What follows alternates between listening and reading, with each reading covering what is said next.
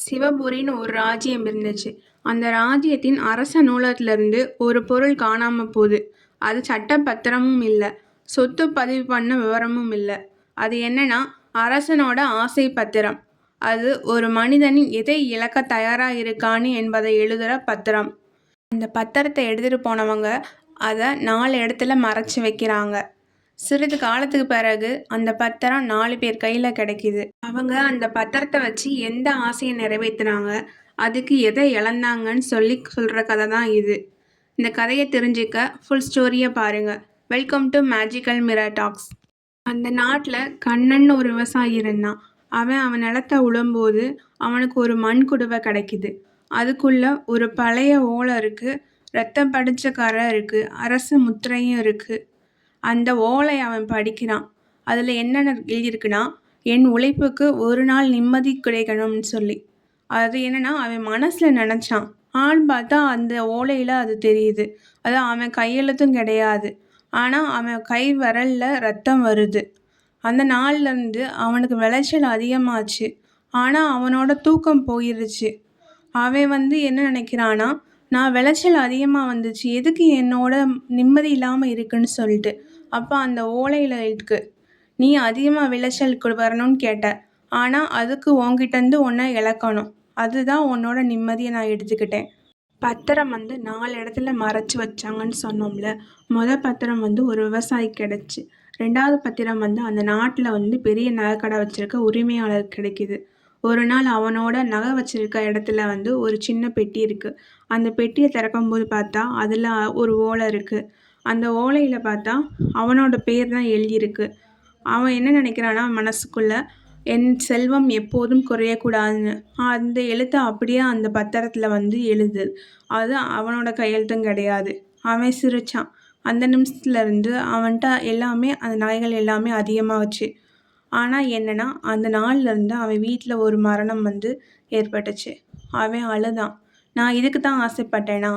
பத்திரம் பதில் சொல்லுது, நீ எழுதியது உன் ஆசை, அதுக்கு நீ உன்னை இழக்கணும், அதுக்கு அந்த உயிர் தான் சொல்லிட்டு.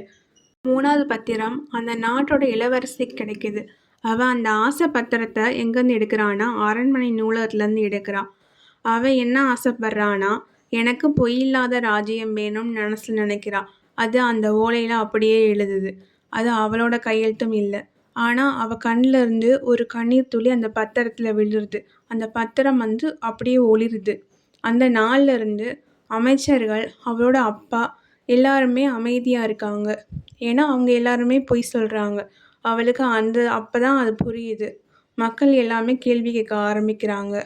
அவள் புரிஞ்சுக்கிட்டா, உண்மை வந்தால் அரசாட்சிக்கு இடமில்லை. உண்மை ஆட்சி செய்யுமா, இல்லை ஆட்சி உண்மையை அழிக்குமா? அவள் அந்த குழப்பத்திலேயே அரண்மனையில் இருந்தா. 4வது பத்திரம் ஒரு பிச்சைக்காரன்ட்ட இருக்கான். அவன் கோயில் வாசலில் இருக்கான். அவன் கையில் அதே பத்திரம். அவன் சொன்னான், நான் இந்த பத்திரத்தில் எழுதலை, நான் இதை கிழிச்சேன். அவன் காட்டினான். அந்த பத்திரம் கிழிஞ்சிருக்கு. எரிந்த பெயர்கள், ஒரு வரி காலியாக இருக்குது. அவன் சொன்னான், இந்த பத்திரம் என்னோடது தான். பிச்சைக்காரனோட தான். தெரியல. அவன் யாருன்னு தெரிஞ்சுக்கணுன்னா ஃபுல் ஸ்டோரியாக பாருங்கள். அமாவாசை இரவு. அந்த நாளில் பிச்சைக்காரன் விவசாயியையும் நகைக்கடைக்காரனையும் இளவரசி 3 பேரையும் கோயிலுக்கு கூப்பிட்டு வரான். அவங்க 3 பேர் கையிலையும் அந்த பத்திரம் இருக்குது. பிச்சைக்காரன் கையிலையும் அந்த பத்திரம் இருக்குது.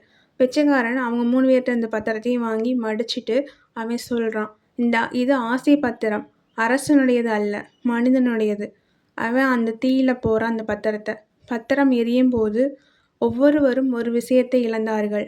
விவசாயி பயம், நகைக்கடைக்காரன் பேராசை, இளவரசி மாயை, பிச்சைக்காரன் பெயர். இந்த கதையில் நீங்கள் பார்த்தீங்கன்னா விவசாயிக்கு நிறைய விளைச்சல் வந்துச்சு. அவன் அதை யாராவது எடுத்துகிட்டு போயிடுவாங்களான்னு சொல்லிட்டு, இல்லைனா அடுத்து இதே மாதிரி விளைச்சல் வராதான்னு பயந்துக்கிட்டே இருந்தான். நகைக்கடைக்காரனுக்குன்னா அவன் இன்னும் வேணும், அவன்கிட்ட இருந்த நகைகளே அதிகமாக இருந்துச்சு. ஆனால் இன்னமும் வேணும் வேணும்னு சொல்லிட்டு அவன் பேராசைப்பட்டான். இளவரசி யாராவது அமைதியாக இருந்தால் கூட இவங்க பொய் பேசுகிறாங்க, அப்படி தான் இருக்காங்கன்னு சொல்லிட்டு அவளை சுற்றி ஒரு மாயை அவள் உருவாக்கி வச்சுருந்தான். பிச்சைக்காரன்ட்ட இருந்த பத்திரத்துலனா அதில் ஒரு வரி காலியாக இருந்துச்சுன்னு நம்ம படித்தோம்ல, அது அவனோட பேர் தான் அதில் மறைஞ்சிருக்கும். அவனோட பேரை தான் இழந்தான். அந்த ஆசை பத்திரம் எரிந்தது. 4 பேரும் கோயில்லேருந்து வெளியே போனாங்க. ஆனால் பிச்சைக்காரன் மட்டும் அந்த இடத்துல தான் இருந்தான். அவன் மட்டும் சிரிச்சான். நான் யார் தெரியுமா? நீங்கள் எல்லாரும் ஒரு ஆசை பத்திரத்தை வித்தியாசமாக பார்த்தீங்க. நான் தான் இந்த ஆசை பத்திரத்தை முதல்ல எழுதியவன். 30 வருஷத்துக்கு முன்னாடி இந்த ராஜ்யத்தில் ஒரு அரசன். அவன் ஆசை என்னன்னா, மக்கள் எல்லாரும் என்னை பார்த்து பயப்படணும். என்னோட செல்வம் எப்பயுமே அதிகமாயிட்டே இருக்கணும். ஆட்சி எப்பவுமே என்கிட்ட தான் இருக்கணும். அதனால்தான் அவன் ஆசை பத்திரம் எழுதினான். நான் எல்லாவற்றையும் பெறத் தயார். எதை வேண்டுமானாலும் இழப்பேன். அந்த பத்திரம் அவனிடம் கேட்டது, முதலில் எதை இழப்பாய்? அவன் சிரிச்சான். கருணை. அந்த நிமிஷம் அவன் அரசனானான். ஆண்டுகள் சென்றது. விவசாயிகள் நிலம் இழந்தார்கள். செல்வம் குவிந்தது. உண்மையை பேசியவர்கள் காணாமல் போனார்கள். அரசன் மட்டும் நிம்மதியாக இருந்தான். ஆனா ஒரு நாள் அவனோட மகள் கேட்கிறா, அப்பா, இந்த ராஜ்யம் யாருடையது? அந்த கேள்வி அவன் மனதை உறுத்தியது. அவன் மீண்டும் ஆசை பத்திரத்தை எடுத்தான். இந்த முறை அவன் என்ன எழுதினானா, என் பாவம் எனக்கு மட்டும் வரணும்னு. பத்திரம் பதில் சொன்னது, அப்படின்னா நீ எல்லாவற்றையும் இழக்கணும்னு. அவன் ஒத்துக்கொண்டான். அடுத்த நாள் என்னாச்சுன்னா, அரண்மனை இல்லை, பெயர் இல்லை, செல்வம் இல்லை, அதிகாரம் இல்லை. அவன் உயிரோட இருந்தான். ஆனா யாரும் அவனை அடையாளம் காணல. அவன்தான் இன்றைய பிச்சைக்காரன். ஏன் அந்த பத்திரத்தை கிழிச்சேன்னு சொல்லிட்டு அவன் சொல்கிறான். ஆசை பத்திரம் மனிதனை கெடுக்கும். ஆனால் அதை கிழிக்கிறதுக்கு ஒரு மனிதன் முழுசாக உடையணும்னு. அதனால்தான் அவன் கிழிச்சான் அந்த பத்திரத்தை. நான் அரசனாக இருந்தப்போ எதையும் இழக்க தயாராக இருந்தேன்.